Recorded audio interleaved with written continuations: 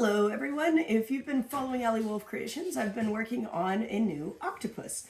And I'd like to introduce my fine assistants that are helping me with this video. This is Herbert. Hello! Herbert was made for me by David from the Brooklyn Puppet Conspiracy, and Herbert is my inspiration and critic. He totally tells me when I'm doing things wrong, which he did multiple times today. And taking the video for me is my son, Kevin. Say hi, Kevin. Hi, Kevin.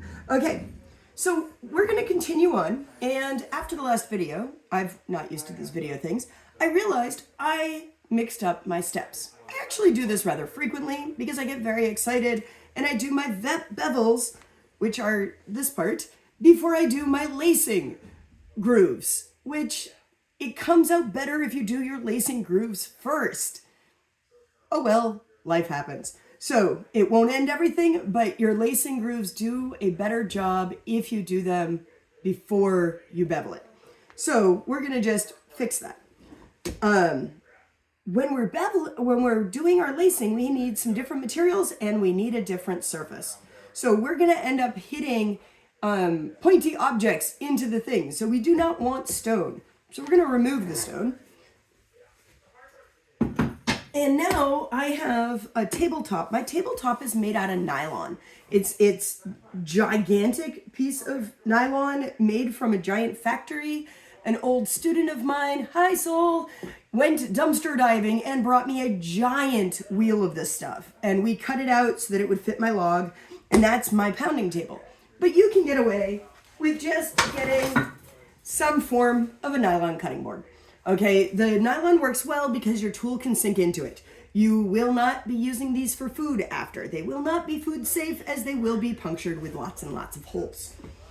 And if you're like me, probably dye and leather bits and all kinds of other stuff. So, on to what we're gonna need for lacing. We are going to need a couple major tools that we have not already used. We are going to need an adjustable lacing groover. This, we unscrew this and we can move how far we have it. And of course, I just did that and screwed up because I already started my lacing. So now I need to figure out where the heck I was before. Oh, look at that. I'm actually quite perfect. What's beautiful is the lacing groover, you can actually pull this whole bar out and put it on the other side. So if you want to create your grooves like this and then switch it and go like this, you can. Or if you're left or right-handed, you can switch which side it's on. I am comfortable only on this side, so that's the side I'm going to use it on. But this makes it so that I could have my lace really deep, I could have it really narrow.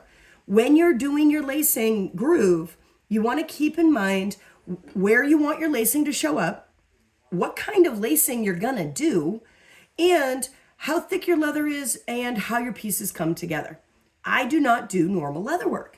So because I don't do normal leather work, it takes, and I need to be able to make sure that my holes are really strong. I don't want them too close to the leather, to the edge, or else they'll pull out. So that's my thickness.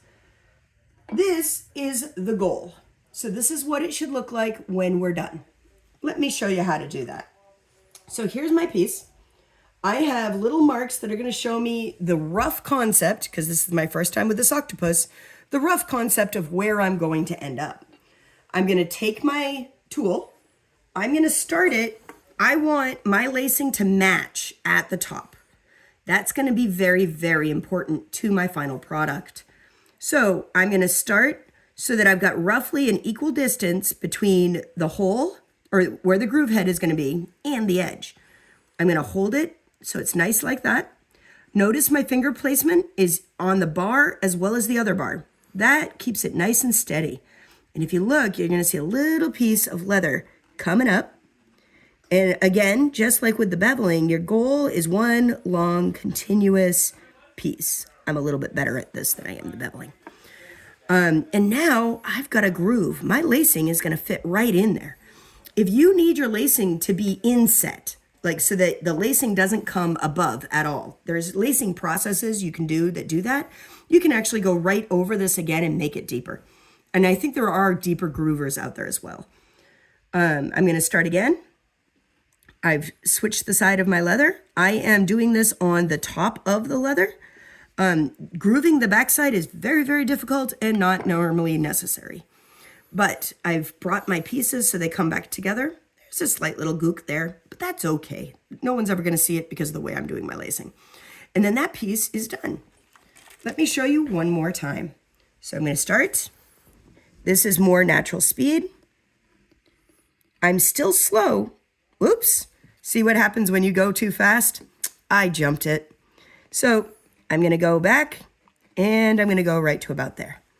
That's going to happen. If you go too fast, you're going to jump your edge. Also, remember how I said I accidentally beveled first? That is part of what causes that to happen.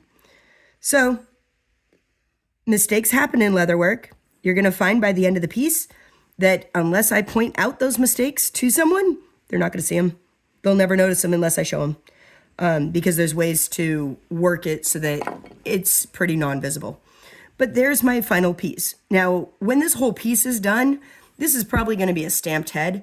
So my little marks there shouldn't really show up. Now, if I was doing a meticulous piece, this might be a point where I start over. But this is not going to be one of those pieces. When I'm doing the same thing on a bigger piece like this, I'm going to start here, I'm going to go around, and I'm going to come back all the way to over here. And after that, I'll be lacing the pieces together. Now, back to our pieces. Now we need our holes. To get our holes, we need a mallet. Leather mallets are weighted for a reason. And there's different sizes and different weights and different shapes, depending on your ease. This one has an angle to it. This one is straight but heavy, and these are both heavy mallets. And this is a much lighter mallet. Depending on what you're doing, you can change your mallets. But I will tell you very, very honestly, you can totally get away with just one mallet. I would lean toward the slightly heavier ones. By the end of it, my arms are better. But you can choose for yourself. Notice the mallets do have, I don't know what that material is. It's like polypropylene. It is not metal. Do not ever hit your metal leatherworking tools with a metal hammer or metal mallet. It will destroy them and you won't be able to keep using them. So, on to this. There are multiple sizes of lacing forks. The catch is you want the distance between the lacing holes to always be the same. So they write the name on them. These are all 3 millimeter. This one has 6 holes, this one has 4, this one has 2, and this one has 1. If I was doing, say, a belt, I could use that because belts are long and straight. But if I were to take this and put it here, it's going to go off my line. So let me turn this so you can see it. Notice it goes right off the edge there. We don't want that. So I'm going to just put this tool away. I'm not going to need it. I generally do most of my lacing with 4 and 2. The 2 overlaps. So if I'm doing a single extra hole, I'm going to use a 2 because I'm going to put that first foot into the hole of the previous. Let me show you what I mean.